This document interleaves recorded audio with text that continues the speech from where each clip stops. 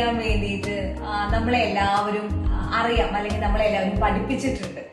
പക്ഷെ ഒരിക്കലും ഫെയിലിയേഴ്സ് എങ്ങനെ ഫേസ് ചെയ്യണം, അല്ലെങ്കിൽ അതിനെ എങ്ങനെ നമ്മളൊരു ഓപ്പർച്യൂണിറ്റി ആക്കി മാറ്റണം എന്ന് ആരും നമുക്ക് ഇതുവരെ പറഞ്ഞു തന്നിട്ടില്ല.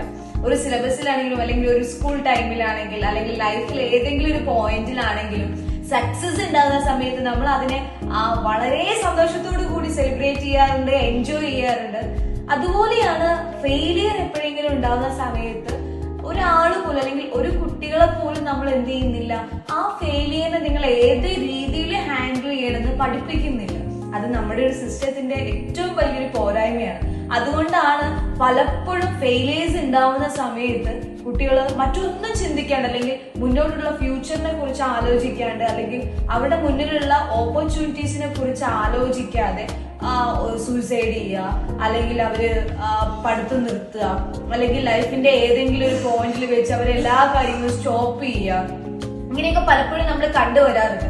അത് ഈ ഒരു ഫെയിലിയറിനെ എങ്ങനെ ഹാൻഡിൽ ചെയ്യണമെന്ന് അവർക്ക് അറിയാത്തതുകൊണ്ടാണ്. ജാക്ക് മേ എന്ന് പറഞ്ഞ ഒരാളുണ്ട്, അതായത് അദ്ദേഹം അലിബാബ ഇ-കൊമേഴ്സ് സൈറ്റിന്റെ ഫൗണ്ടറാണ്.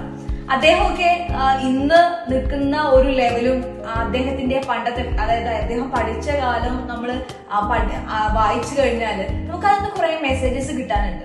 അതായത് അദ്ദേഹം എക്സാംസ് ഒക്കെ ഒരുപാട് പേപ്പേഴ്സ് ഫെയിൽ ആയതിനു ശേഷമാണ് ഇന്ന് ഈ കാണുന്ന ജാക്ക് മാ എന്ന് പറയുന്ന ഒരാളായി മാറിയിട്ടുള്ളത്. അദ്ദേഹം പറഞ്ഞ 3 കാര്യങ്ങൾ എന്താന്ന് വെച്ചാല്, never give up, challenge your opportunities, groom your skills. അതായത് ഫെയിലിയേഴ്സ് ഉണ്ടായിക്കോട്ടെ, അതൊക്കെ നമ്മുടെ ജീവിതത്തിന്റെ ഭാഗമാണ്. ഒരു നാണയത്തിന് ഹെഡും ടെയിലും ഉണ്ട് എന്ന് പറയുന്ന പോലെ സക്സസും ഫെയിലിയറും നമ്മൾ നമ്മുടെ ലൈഫിൽ എക്സ്പീരിയൻസ് ചെയ്യേണ്ട കാര്യമാണ്. എപ്പോഴും സക്സസ് മാത്രമേ ഉണ്ടാവില്ല. സോ ഒരു ഫെയിലിയർ ഉണ്ടാകുന്ന സമയത്ത് ഗിവ് അപ്പ് ചെയ്യാണ്ട് എന്ത് ചെയ്യുക, മുന്നോട്ട് പോവുക. അതായത് നമ്മൾ പറയാറില്ലേ, മുട്ടുവീൺ തുറക്കപ്പെടും. അതായത് ഏതെങ്കിലും ഒരു വാതിൽ നമുക്ക് വേണ്ടിയിട്ട് വെയിറ്റ് ചെയ്തിട്ടുണ്ടാവും. അതുപോലെ ചലഞ്ച് യുവർ ഓപ്പർച്യൂണിറ്റീസ്. അതായത് നമുക്ക് മുന്നിൽ വരുന്ന ഓരോ കടമ്പകളും നമ്മളെ ഓപ്പർച്യൂണിറ്റീസ് ആണ്. സോ അവരെ ചലഞ്ച് ചെയ്തുകൊണ്ട് മുന്നോട്ട് പോവാൻ വേണ്ടിയിട്ടുള്ള ഒരു സ്ട്രെങ്ത് നമ്മൾ സെൽഫായിട്ട് ഉണ്ടാക്കിയെടുക്കുക എന്നുള്ളതാണ്.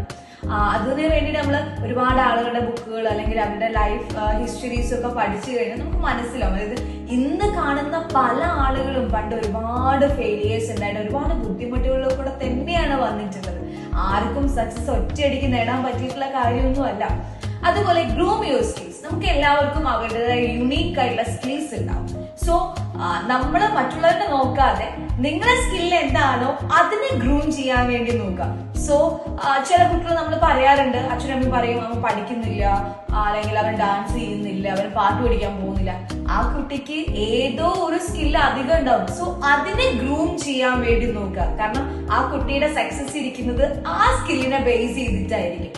സോ ഈ 3 കാര്യങ്ങൾ, ജാക്ക് മേ പറഞ്ഞ ഈ 3 കാര്യങ്ങൾ നിങ്ങൾ ഫോളോ ചെയ്യാൻ തുടങ്ങി കഴിഞ്ഞാൽ നമുക്കും ലൈഫിൽ പലപ്പോഴും സക്സസ് ഉണ്ടാവും. ഇനിയിപ്പോ ഫെയിൽ ആയിട്ടുണ്ടെങ്കിലും അതിനെ നിങ്ങളൊരു ചലഞ്ചാക്കി എടുത്തിട്ട് മുന്നോട്ടുള്ള കാര്യങ്ങൾ, അല്ലെങ്കിൽ ഫ്യൂച്ചറിനെ കുറിച്ച് ആലോചിച്ചിട്ട് നമ്മൾ ഏതെങ്കിലും ഒരു പോയിന്റിൽ ഫുൾ സ്റ്റോപ്പ് ഇട്ട് നിർത്തി കഴിഞ്ഞാൽ അവിടെ നിന്ന് പോകും. അതല്ല നമ്മളെ ലൈഫ്.